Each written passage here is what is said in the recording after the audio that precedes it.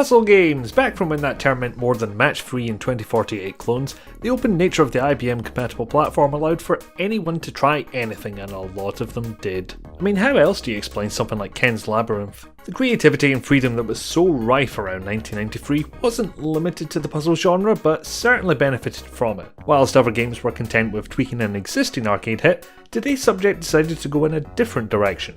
By tweaking an existing puzzle game hit. Okay, I shot myself in the foot with that one, but despite its obvious influences, I think this game stands on its own.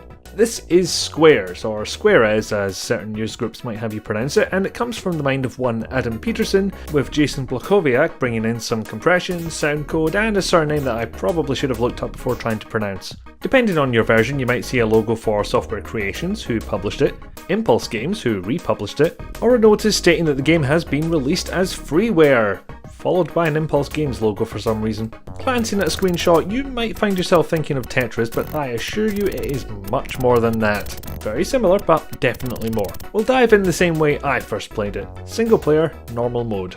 So your objective is to guide these shapes to form a square grid of 9 tiles. This is done by moving or rotating a piece, both if you're feeling frisky, into the desired place before confirming the placement with a key press. Or because the timer ran out, that's what the snake is for. When 9 tiles form a square grid, they explode and clear themselves from the board. If the board fills up to the point that you can't move a piece out of the starting area, everything explodes and the game ends. That's all you need to know to start playing. Like many great puzzle games, Squarez embraces the easy to learn, hard to master mantra wholeheartedly. Place your pieces, work around the inevitable leftover tiles, try and get back into areas you've inadvertently cut yourself off from until the sweet release of Armageddon comes for you. Where it gets complicated is when you bring the multitude of tile types into the mix, and what those will be is determined by the difficulty level you set. Basic gives you nothing but the standard tiles, Extreme gives you lots of the non-standard tiles, and Normal is somewhere in between.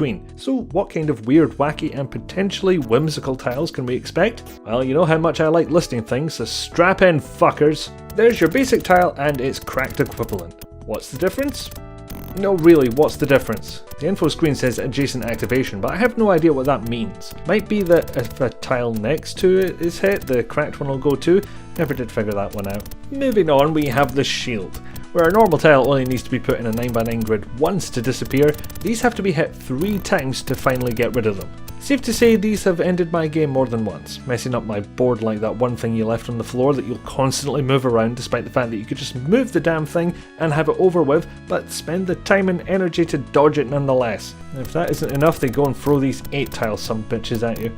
Shifting away from my real life again, here's 2 tiles that will profoundly affect how long your game lasts. The left bar shifter and the right bar shifter. Watching this footage you might have wondered why the game area only takes up half the screen. You may also have assumed it's for some 2-player mode, and you'd technically be correct on that front, but a single player game only starts with half the screen too. By moving the bar left or right, you reduce or increase your play area, and if it's a 2-player game, your opponent gets the opposite effect.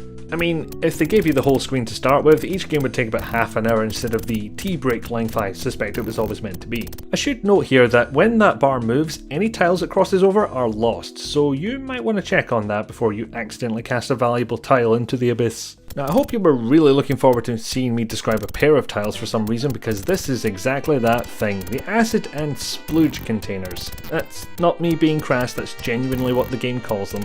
I'll try and hold back on the obvious jokes. When hit, these containers will stop containing and do the other thing, reducing that grid of acid or splooge over their own position and any surrounding square which is unoccupied.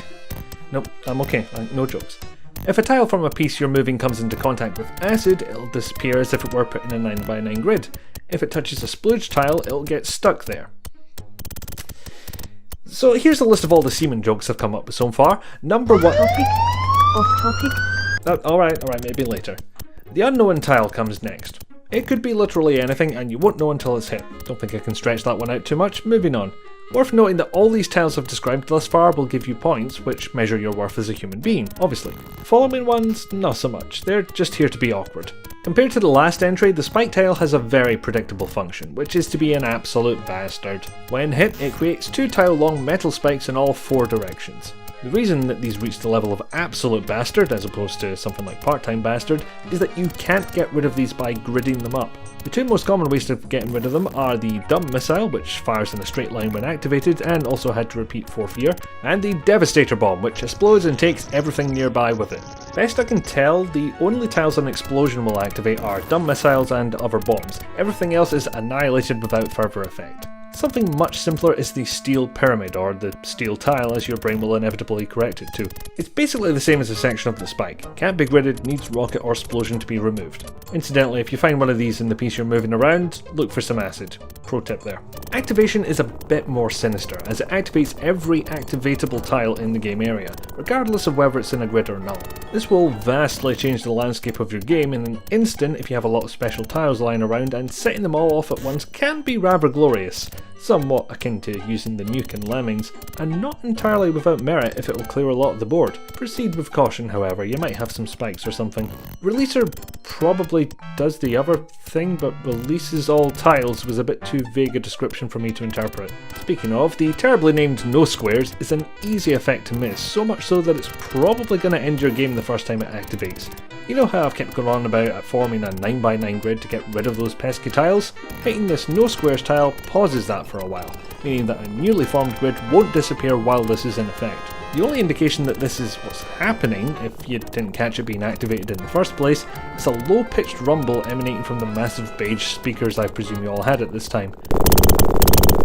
I'm also assuming that you're all 28 for some reason, and at least my analytics back me up on that one. Anyway, that noise is all the indication you get until the effect ends, and all the grids you've created in the meantime dissolve in a way that's as satisfying as hitting the activator can be, but regularly isn't. Then there's the punishment box, which, since I didn't bother trying to convince anyone else to play with me, is going to have to remain a mystery.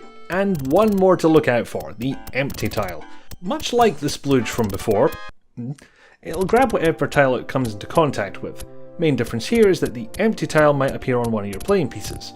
You can grab an already placed tile on your way past, like it's making a pit stop on a road trip, or you can place the tile for later use. Depends if you want to increase the size of your piece or decrease one later, really. That's all. That's about as comprehensive a description of the game I can give without you actually playing it. The Tetris comparison is useful to a point, yet it doesn't explain everything about the game. For example, whilst Tetris has you placing predetermined shapes in place to form other predetermined shapes, there's a point of no return. You can't move the shape back up unless it's one of those versions that essentially lets you climb back up via rampant rapid rotation. Squares lets you move over as much of the game area as you can manage within the time limit. Whilst Tetris has an ever-decreasing playfield rising from the bottom of the game area, Squares lets you score anywhere that has enough space and can cut off any part of the board with a few stray tiles. Combine that flexibility with the vast quantity of special fuckery tiles and you've got a great little game that's perfect for having a quick go in between other tasks. It's a pretty bare bones package even for the time.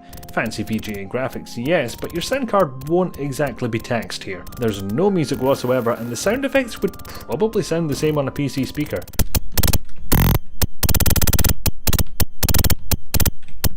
Then again, did Solitaire need music? Not really, that would only alert your boss to how you were actually spending your time. In fact, that's probably where this got the most exposure. Hidden away on a work desktop, easily fitting on any floppy disk you'd care to mention, ready for a quick shot in between those TPS reports. Whatever those are. And whether you want to waste a little time or try and beat your high score, it's a lovely little bit of software to just keep on your hard drive, ready for a quick blast whenever you feel the need. Sometimes it's just nice to have something you can go back to keep you entertained for a while without any large stakes or intense stress involved. When it comes to this particular series of videos, even the positive ones usually have some kind of caveat, purely as a quirk of when they came out. If you're into DOS games, you'll like it. If you played this, that, or the other DOS game, you'll like it. That kind of thing. For good reason too. Not only is there a technical hurdle to get these games running again, but there are so many great titles that nonetheless come with the baggage of their era. Limited complexity, ridiculous user interfaces, old design paradigms from the previous gaming eras that hadn't quite been discarded yet. And so, a lot of my retro recommendations come with warnings. This game I recommend unreservedly. I think its simplicity is ultimately its greatest strength. Fewer elements means fewer things that can grow old. Or, to put this all in a slightly less wanky way, this game has still got it. So do what you need to do. Set up DOSBox, drag that old Windows XP computer out of the cupboard, find one of those Play DOS games online websites, and if you find one that runs at a decent frame rate, let me know. I've had no luck with those. Despite being 25 years old at this point, Squarez is absolutely worth playing today. But we're left with one question, a question unanswered and unaddressed, a question whose secrets may never be revealed, but will nonetheless live on in infamy. When you're tapping between menu options, what the hell is this one for? Hello, thanks for watching to the end. If you're so inclined to leave a comment, a like, a dislike, whatever you fancy, please do. Or if you really like what I'm doing here, I do have a Patreon if you want to contribute money. Links in the description. Thanks again and cheerio.